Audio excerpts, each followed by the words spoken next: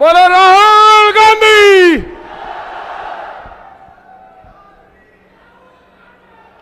केसी वेणुगोपाल जी, भूपेंद्र हुड्डा जी, राव धान सिंह जी, योगेंद्र यादव जी, टिक्काराम जूली जी, स्टेज पे कांग्रेस पार्टी के वरिष्ठ नेता, भाइयों और बहनों, हमारे प्यारे कार्यकर्ता, कांग्रेस पार्टी के शेर और शेरनियां जो यहां दिख रही हैं, और प्रेस के हमारे मित्रों,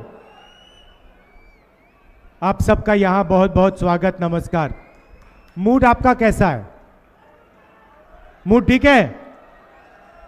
कांग्रेस की सरकार आ रही है? बीजेपी जा रही है?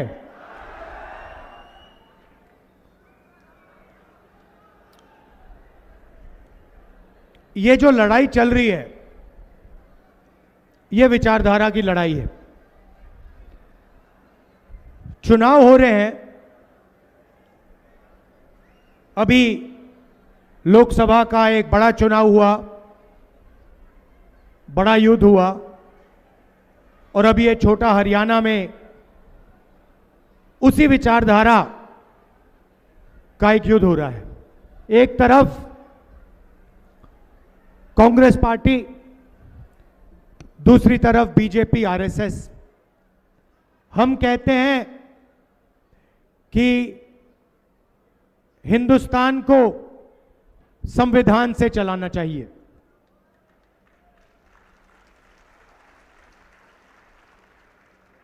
हम कहते हैं कि आजादी की लड़ाई का फल ये अंबेडकर जी का, गांधी जी का संविधान है, ये सबका है, और इसमें सबको फायदा होता है।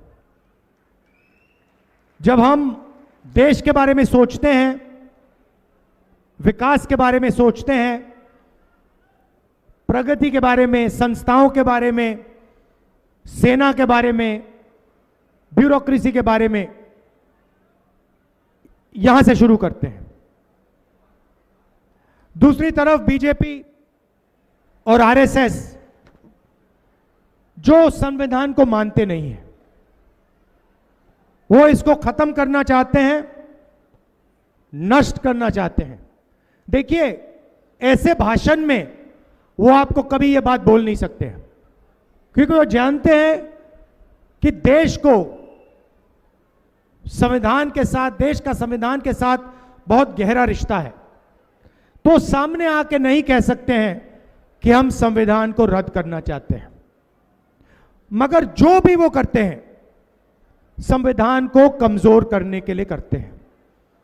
आप देखिए, मैं आपको 2-3 उदाहरण देता हूं। जब कांग्रेस की सरकार होती है, हम मीडिया पर दबाव नहीं डालते। हम चाहते हैं कि मीडिया इंडिपेंडेंट रहे और मीडिया सच्चाई बोले। बीजेपी मीडिया पे दबाव डालते हैं, प्रेशर डालते हैं, मीडिया के लोगों को डराते हैं, संविधान पर आक्रमण करते हैं। संस्थाओं को देखिए, कांग्रेस की सरकार होती है, इलेक्शन कमीशन, एजेंसीज, इन सब में हम इंडिपेंडेंस चाहते हैं।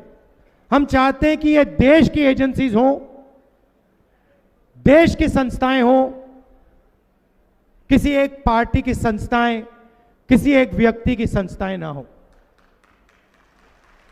और जहां भी आप देखोगे, एजेंसीज में आरएसएस अपने लोग डालते हैं, बीजेपी अपने लोग डालते हैं। यहां पुनिया जी खड़े हुए हैं, जिंदगी भर इन्होंने मेहनत की, और आपने देखा हमारे पहलवानों के साथ बीजेपी ने क्या किया।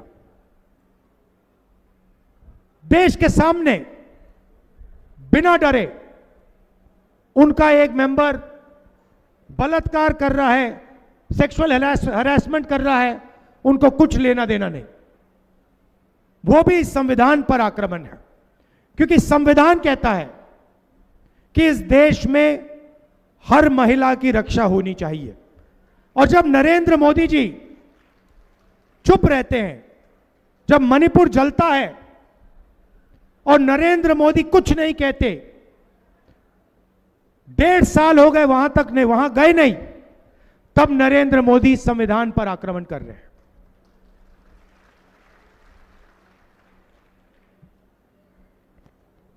पहले यहां विकास होता था, प्रगति होती थी, रोजगार था। आज पहले नंबर पर हिंदुस्तान के स्टेट्स में आप पहले नंबर पे पहुंच गए हो। किस चीज में? बेरोजगारी में। पहले नंबर पे बेरोजगारी में और पहले नंबर पर क्राइम में। यह है ये है हरियाणा की शान। पहले आप देश को रास्ता दिखाते थे। मुझे याद है, लोग मेरे पास आते थे, कहते थे हरियाणा में जो प्रगति हो रही है हम वो ही चाहते हैं। आज कोई नहीं कहता, आज कोई नहीं कहता। आज सारे के सारे लोग तेलंगाना, कर्नाटका की बात करते हैं। यह बदलना है। कुछ दिन पहले मैं अमेरिका गया। अमेरिका में आपके युवाओं ने, हरियाणा के युवाओं ने मुझे फोन किया। मेरे ऑफिस को फोन करते हैं, कहते हैं राहुल जी हम हरियाणा के हैं, आप डैलस आ रहे हो, टेक्सास में एक शहर है डैलस आ रहे हो, हम आपसे मिलना चाहते हैं। मैंने कहा ठीक है, मगर आप मिलने हमारे घर आइए, हम आपके यहां नहीं जाएंगे, आप हमारे घर आइए। ठीक है। डैलस में मैं गया, हरियाणा के 20-25 युवाओं से मिला। छोटे से कमरे में रहते हैं, छोटे से कमरे में 25-30 लोग एक साथ, खाना सब एक साथ पकाते हैं। एक लड़के का एक्सीडेंट हो गया, पेट में चोट लगी, छाती में चोट लगी, चल नहीं पाता है। दूसरा लड़का मुझे कहता है राहुल जी रात को यहां पे हमें लोग आके पीटते हैं। मैंने कहा आप लोग हरियाणा से क्यों गए? कहते हैं हरियाणा में रोजगार नहीं है, हरियाणा में हमारा भविष्य नहीं है, इसलिए हम अमेरिका गए, भाग के गए। वीजा लेके नहीं गए, भाग के गए। अच्छा कैसे गए? राहुल जी पहले हम इस्तांबुल गए, तुर्की, उसके बाद कजाकिस्तान, उसके बाद साउथ अमेरिका, ग्वाटेमाला। पता नहीं आपको मालूम है, कुछ ही दिन पहले 6 युवाओं को ग्वाटेमाला में गोली मारकर उनकी हत्या की गई। ग्वाटेमाला, इक्वाडोर, पनामा, और फिर पनामा के जंगलों में से निकलकर हम अमेरिका आए। राहुल जी हमने अपने मित्रों को अपनी आंखों के सामने मरते हुए देखा है, डूबते हुए देखा है। हमारी आंखों के सामने जंगल में माफिया के लोगों ने हमारे दोस्तों को गोली मारी। अच्छा भाई बताओ अमेरिका जाने में कितना पैसा लगा? कहते हैं राहुल जी 35 लाख से 50 लाख रुपए लगे। मैंने सवाल पूछा कि भाई अगर 35 लाख रुपए आपने अमेरिका जाने में खर्च कर दिए तो 35 लाख रुपए आपने किसी छोटे बिजनेस में क्यों नहीं लगाए? हरियाणा में किसी छोटे बिजनेस में क्यों नहीं लगाए? राहुल जी हरियाणा में मेहनत का फल नहीं मिल सकता। हम कुछ भी कर लें, 35 लाख 50 लाख अपने डाल दे पैसे, बिजनेस नहीं चल सकता।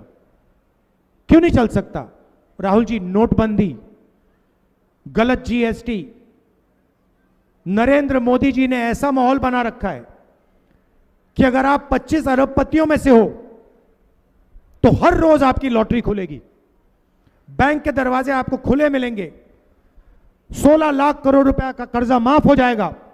मगर अगर आप छोटा बिजनेस चलाते हो, अगर आप किसान हो, अगर आप मजदूर हो, बेरोजगार युवा हो, तो आपको जितनी मेहनत करनी है कर लो, उस मेहनत का आपको फल हरियाणा में नहीं मिल सकता।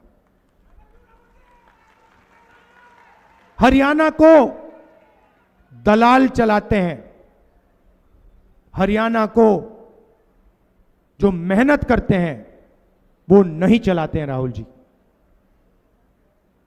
35 लाख 50 लाख रुपए जमीन बेचकर, कर्जा लेकर, उन्होंने कहा, मैंने पूछा कर्जा लिया, बैंक से लिया? राहुल जी क्या मजाक कर रहे हो, बैंक से हमारे जैसे लोग पैसा नहीं ले सकते, हमने साहूकार से लिया। किस रेट पे लिया? 2% हर महीने, 24%। कोई भी बिजनेस खत्म हो जाए इस रेट पे। मैं आपसे पूछना चाहता हूं, जब किसान कर्जा लेता है उसका कर्जा कभी माफ नहीं होता। ये जो हरियाणा से गए 20-25 हजार युवा, इनका 1 रुपया कर्जा माफ नहीं होता है। और नरेंद्र मोदी जी ने स्वयं 16 लाख करोड़ रुपए अदानी जैसे लोगों का कर्जा माफ किया है। क्या आप ऐसा हिंदुस्तान चाहते हो जिसमें आप देखते रहो किसान को एमएसपी ना मिले, प्राइवेट अस्पताल में लाखों रुपए का आप इलाज कराओ? मैं आपको उदाहरण देता हूं, परसों की बात है, परसों रात की 11 बजे की बात है, मेरे फोन पे मैसेज आता है,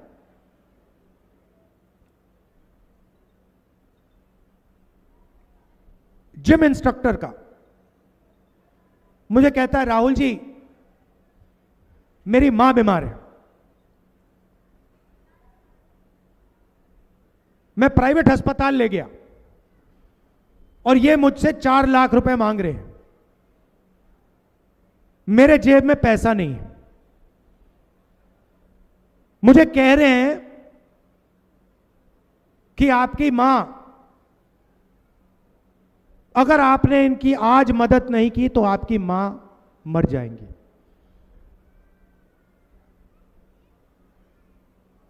आप मेरी मदद कीजिए। मैंने कहा कैसे करूं? किसी सरकारी अस्पताल में मेरी मां के लिए आप बेड का, पलंग का इंतजाम कीजिए। मैंने अपने ऑफिस से सरकारी अस्पताल में उसकी मां के लिए जगह ली। सरकारी अस्पताल में उसकी मां का इलाज होता है। अगले दिन मुझे फोन करता है, कहता है राहुल जी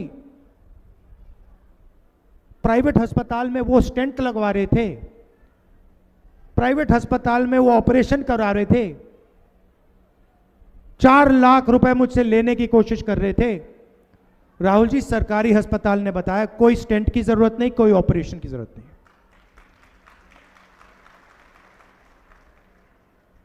आपने मेरी मां की जान बचा दी, सरकारी अस्पताल ने मेरी मां की जान बचा दी। यह हिंदुस्तान की सच्चाई है। आपको बीमारी हो ना हो, प्राइवेट अस्पताल में आप जाएंगे तो लाखों रुपए आपके जेब से निकलेंगे।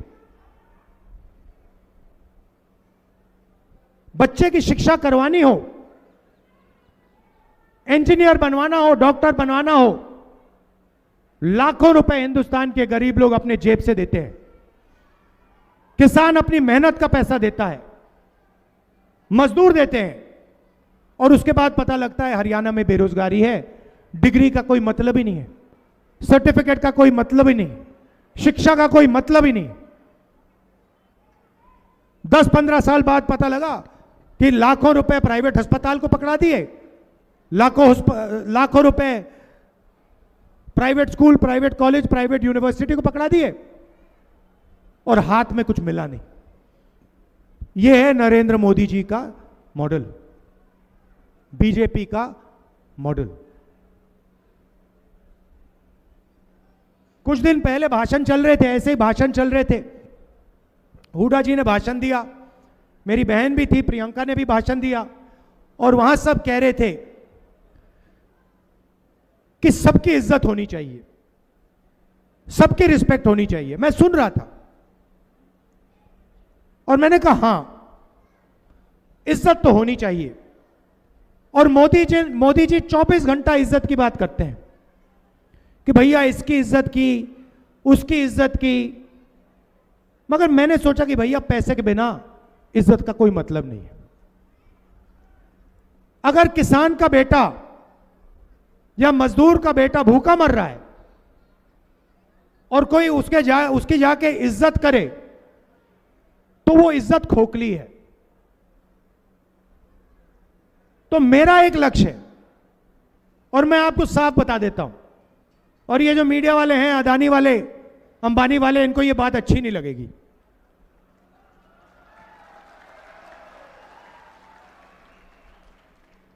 जितना पैसा नरेंद्र मोदी और बीजेपी के लोग 25 अरबपतियों को देते हैं, उतना ही पैसा मैं और कांग्रेस पार्टी हिंदुस्तान के गरीब लोगों के बैंक अकाउंट में डालेंगे।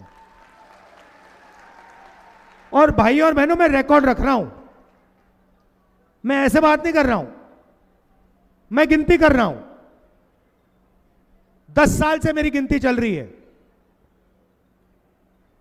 और जैसे ही मौका मिलेगा, जितना पैसा उन्होंने उनको दिया ना, उतना पैसा मैं उठा के आपके हाथ में कर दूंगा। और फिर ये सारे चिल्लाएंगे, ये सारे मीडिया वाले चिल्लाएंगे, सारे टीवी वाले चिल्लाएंगे, ये देखो गरीबों की आदत खराब हो रही है, ये देखो राहुल गांधी ने गरीबों की आदत बिगाड़ दी, किसानों की आदत बिगाड़ दी, मजदूरों की आदत बिगाड़ दी। अरे भाई, अदानी अंबानी की आदत नहीं बिगड़ती क्या? उनके लाखों करोड़ रुपए माफ हो जाते हैं, उनकी आदत नहीं बिगड़ती, उनका विकास हो रहा है। और जब किसान का कर्जा माफ किया तो कहते भाई देखो आदत बिगाड़ दी। मनरेगा, मजदूरी करता है आदमी, प्रेस वाले लिखते हैं देखो गरीबों की आदत खराब हो रही है। आपने अब उनकी बहुत आदत खराब की है, अब हम इनकी आदत खराब करेंगे। मैं सिर्फ न्याय मांग रहा हूं। मेरा कहना है, अगर अंबानी का, अदानी का लोन माफ हो सकता है तो फिर किसान का लोन माफ होगा। अगर अंबानी मार्केट में चिप्स बेचता है, कैंपा कोला बेचता है, सेलफोन बेचता है, उसे सही रेट मिल सकता है, तो फिर हिंदुस्तान के किसान को सही रेट मिलेगा, एमएसपी मिलेगी और उसका कर्जा माफ होगा। और यही लड़ाई है। कॉन्स्टिट्यूशन क्या कहता है? कॉन्स्टिट्यूशन कहता है भैया सब लोग एक जैसे हैं, समानता होनी चाहिए, 36 की 36 बरादरियों को एक जैसा फायदा मिलना चाहिए। कॉन्स्टिट्यूशन यह कहता है।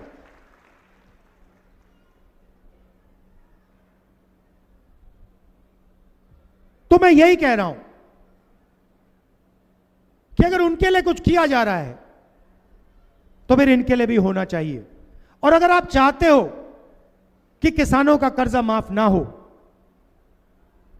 गरीबों को मनरेगा ना मिले, तो फिर अरबपतियों का भी आप कर्जा माफ करना बंद करो। हिंदुस्तान का किसान कोई फ्री गिफ्ट नहीं चाहता, कोई तोहफा नहीं चाहता। हिंदुस्तान का किसान, हिंदुस्तान का मजदूर सिर्फ अपना हक चाहता है और कुछ नहीं चाहिए उसको, मगर हक उसको मिलना पड़ेगा। अब हरियाणा में आपके लोग भाग रहे हैं, बेरोजगारी है, अमेरिका में जब गया मैं, उन्हीं युवाओं ने मुझे कहा, राहुल जी आप हमारी एक मदद कीजिए। अब आप सोचिए, राहुल जी आप हमारी एक मदद कीजिए। क्या मदद करूं? मैंने सोचा हरियाणा में मुझसे कुछ काम करवाएंगे। कहते नहीं राहुल जी, जब आप हरियाणा जाएंगे आप हमारे परिवारों से मिलिए और आप हमारे परिवारों को कहिए कि हम ठीक हैं, हम सलामत हैं। मैंने कहा आप फोन करके क्यों नहीं कह देते? आपके पास वीडियो कॉल है, 21वीं सदी है, फोन उठाइए, परिवार को फोन लगाइए, वीडियो कॉल पे कहिए मैं ठीक हूं। कहते राहुल जी मानते नहीं है, सोचते हैं हम झूठ बोल रहे हैं। हमारे माता पिता जानते हैं राहुल जी कि अगर उनकी मृत्यु हुई तो हम अंतिम संस्कार करने नहीं जा सकते हैं। यह सच्चाई है। हमारे बच्चे जानते हैं राहुल जी कि 10 साल के लिए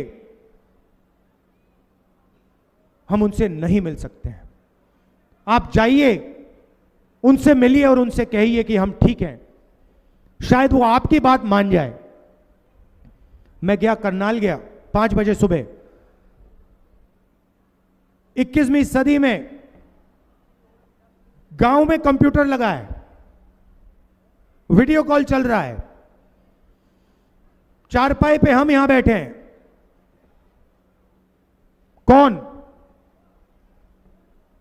माता पिता और बच्चे।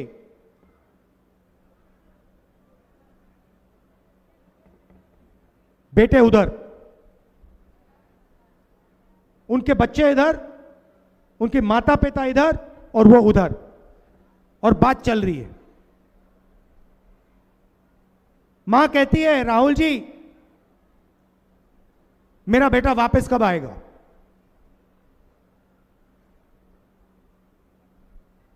छोटा सा बच्चा देव कंप्यूटर की ओर दौड़ता है, चिल्लाता है पापा वापस आओ, पापा वापस आओ। कंप्यूटर को ऐसे हिला रहा है, पापा वापस आओ, वापस आओ। पापा देख रहे हैं उसको, मुस्कुरा रहे हैं। मुझे दिख रहा है कि ये रोना चाहता है, अपने बच्चे से गले मिलना चाहता है, मगर मुस्कुरा रहा है और अपने बच्चे से झूठ बोल रहा है कि बेटा जल्दी से जल्दी आऊंगा, जल्दी आ जाऊंगा, घबराओ मत। बच्चा जानता है कि पापा झूठ बोल रहा है, पिता जानता है कि वो झूठ बोल रहा है। यह हरियाणा दिया है आपको बीजेपी ने। बेटे को बाप से अलग कर दिया, मां से अलग कर दिया, और फिर देशभक्ति की बात करते हैं। पूरा हरियाणा जानता है कि हरियाणा में ड्रग्स फैल रहा है। आप सब जानते हो। पहले पंजाब में ड्रग्स हुआ करते थे। मैंने पंजाब में जाके कहा, अकाली दल के लोगों ने कहा राहुल गांधी ने क्या बात कर दी। फिर वहां की सच्चाई निकली और मुझे आज तक याद है, हमारी यहां सरकार थी और मैं पूछता था, हरियाणा के नेताओं से पूछता था, मुझे एक बात समझाइए, पंजाब में ड्रग्स आ गया मगर हरियाणा में क्यों नहीं आया? और ये कहते थे हरियाणा में ड्रग्स नहीं आ सकता है। ये कांग्रेस पार्टी ने किया है। और आज हरियाणा में ड्रग्स फैलते जा रहे हैं, फैलते जा रहे हैं। बेरोजगारी, नशा, यह है बीजेपी की देन। और जब हजारों किलो हेरोइन जो आपके बच्चों को दिया जाएगा वो अदानी के मुद्रा पोर्ट में पकड़ा जाता है, तो नरेंद्र मोदी कोई कार्रवाई नहीं करते, हमारे मीडिया के मित्र कहीं नहीं दिखाते। अदानी हरियाणा के बच्चों का भविष्य नष्ट कर रहा है, इस प्रदेश का भविष्य नष्ट कर रहा है। हजारों किलो उसके पोर्ट में हेरोइन पकड़ा जाता है, नरेंद्र मोदी चुप रहते हैं, लंबे लंबे भाषण करते हैं, देशभक्ति के भाषण करते हैं, मगर जब उनके मित्र के पोर्ट में हेरोइन पकड़ा जाता है तो कोई कार्रवाई नहीं करते, कोई जेल नहीं जाता, भाषण में नहीं बोलते कि हां मुद्रा पोर्ट में हजारों किलो हेरोइन पकड़ा गया है, मैं कार्रवाई कर रहा हूं, मैं जेल में डाल रहा हूं। यह सच्चाई है। तो मैंने आपसे कहा कि आपके जेब में पैसा डालना है, सीधा जितना पैसा वो उनकी जेब में डाल रहे हैं उतना पैसा हम आपके जेब में डालने जा रहे हैं। और हरियाणा में छोटी सी शुरुआत करेंगे। यहां जो महिलाएं आई हैं, हाँ आपके बैंक अकाउंट में हरियाणा की सरकार आने के एकदम बाद आपके बैंक अकाउंट में महीने का 2000 रुपए अंदर जाएगा।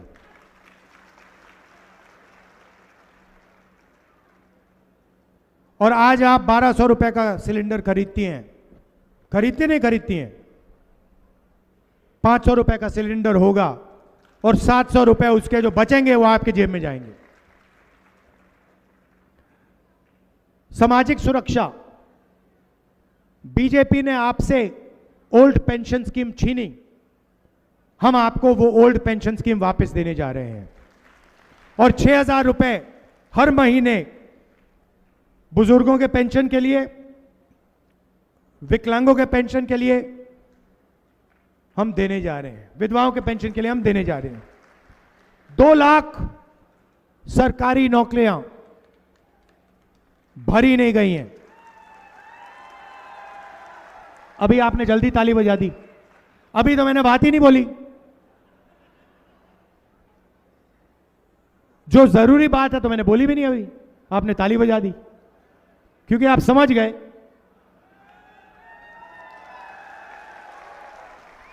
2 लाख सरकारी रोजगार हरियाणा के युवाओं को कांग्रेस पार्टी की सरकार देगी। और ये सुनिए, सबसे जरूरी बात, 36 बरादरियों को ये नौकरियां मिलेंगी। समानता के साथ, आदर के साथ, रिस्पेक्ट के साथ ये 2 लाख नौकरियां हरियाणा के 36 बरादरी के युवाओं को दी जाएंगी। इसमें कोई भेदभाव नहीं होगा। 36 के 36 बरादरियों को ये नौकरियां दी जाएंगी। हमारे किसान भाई, आपको गारंटी करके हम एमएसपी देने जा रहे हैं। मिनिमम सपोर्ट प्राइस हरियाणा के किसानों को मिलेगी। और बीमा का पैसा 6 महीने बाद, 1 साल बाद नहीं, बीमा का पैसा जैसे ही आपका नुकसान होगा, जल्दी से जल्दी बीमा का पैसा आपके बैंक अकाउंट में जाएगा। 300 यूनिट फ्री बिजली और 25 लाख रुपए स्वास्थ्य हेल्थ इंश्योरेंस में आपको दिया जाएगा। जो भी आपको ऑपरेशन करवाने हो, स्टेंट लगवानी हो, पेट का ऑपरेशन करना हो, किडनी का ऑपरेशन करना हो, जो भी ऑपरेशन आपको करना होगा, आपको करवाने के लिए 25 लाख रुपए तक बीमा का पैसा मिलेगा। ये देशभक्तों का इलाका है। आप देश को अपने युवा देते हो, आर्मी को अपने युवा देते हो, देते थे।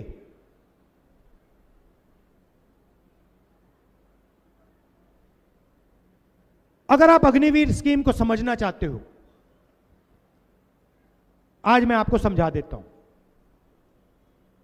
नरेंद्र मोदी ने यह नाम दिया अग्निवीर। आप जानते हो अग्निवीर स्कीम का लक्ष्य क्या है?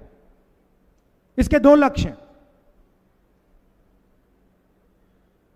यह अच्छा नाम दिया है, लेबल दिया है, अग्निवीर, इसका लक्ष्य जानते हो आप? कोई बता सकता है? कोई बता सकता है? इसके दो लक्ष्य हैं। सबसे पहला लक्ष्य, जो पैसा हमारे जवानों की ट्रेनिंग में जाता था, हमारे जवानों के पेंशन में जाता था, हमारे जवानों के परिवारों को कैंटीन दिलवाने में जाता था, और हमारे जवानों के कॉम्पनसेशन के लिए, जब वो शहीद होते थे, कॉम्पनसेशन के लिए जाता था, ये उसको छीनने का तरीका है। आइडिया क्या है? 4 युवाओं को आर्मी में लो, 4 साल बाद 3 को भगा दो, एक को 4 में से एक को पेंशन मिलेगी, शहीद का दर्जा मिलेगा, कैंटीन मिलेगी, और 3 जवानों को इन्होंने मजदूर बना दिया है। 4 साल बाद 4 में से 3 बाहर निकल जाएंगे, और वो जो पैसा है उसको समझने के लिए, वो जा कहां रहा है उसको समझने के लिए आपको एक और लेबल समझना पड़ेगा। अदानी डिफेंस। अदानी डिफेंस का नाम सुना आपने? अदानी की डिफेंस की कंपनी है। इंटरनेट पे जाइए, अग्निवीर का पैसा उधर जा रहा है। इंटरनेट पे जाइए, अदानी डिफेंस टाइप कीजिए, उस पे आपको हथियार दिख जाएंगे। उस वेबसाइट पे आपको ड्रोन दिखेगा, मिसाइल दिखेंगे, राइफल दिखेगी, पिस्तौल दिखेगी, मशीन गन दिखेगी, सारी की सारी आपको अदानी डिफेंस के वेबसाइट पे दिखेगी। मजे की बात यह है कि अदानी उनमें से एक भी चीज नहीं बनाता। वो सारी की सारी चीजें या अमेरिका की फैक्ट्री बनाती हैं, या इजराइल के लोग बनाते हैं, या किसी दूसरे देश की फैक्ट्रियां बनाती हैं। वो माल यहां आता है, अदानी जी की फैक्ट्री में आता है, उसमें अडानी डिफेंस का लेबल लगता है, अग्निवीर के पैसे से वो हथियार खरीदे जाते हैं। आपको नरेंद्र मोदी जी कहते हैं आत्मनिर्भर भारत, मेक इन इंडिया। इस साइड से अग्निवीर के जवानों का पैसा निकलता है आपकी जेब में से और सीधा अदानी जी के जेब में जाता है। यह है सिस्टम। आपको सिर्फ 2 नाम याद रखने हैं, अदानी डिफेंस और अग्निवीर। और पूरा का पूरा पैसा, जो जवानों का पैसा था, वो अग्निवीर से छीना जाता है और अदानी डिफेंस में डाला जाता है।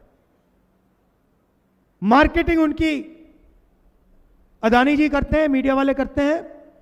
मोदी जी आपको भाषण देते हैं, देशभक्ति का भाषण देंगे, आत्मनिर्भरता का भाषण देंगे, मेक इन इंडिया का भाषण देंगे। मेक इन इंडिया का मतलब अदानी डिफेंस, एक लेवल लगता है ऊपर से, वो मेक इन इंडिया हो जाता है, उसका डिफेंस का पूरा पैसा उधर चला जाता है।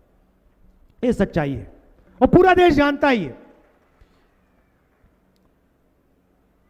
तो चुनाव में यहां पर आप कांग्रेस पार्टी को पूरा समर्थन दीजिए।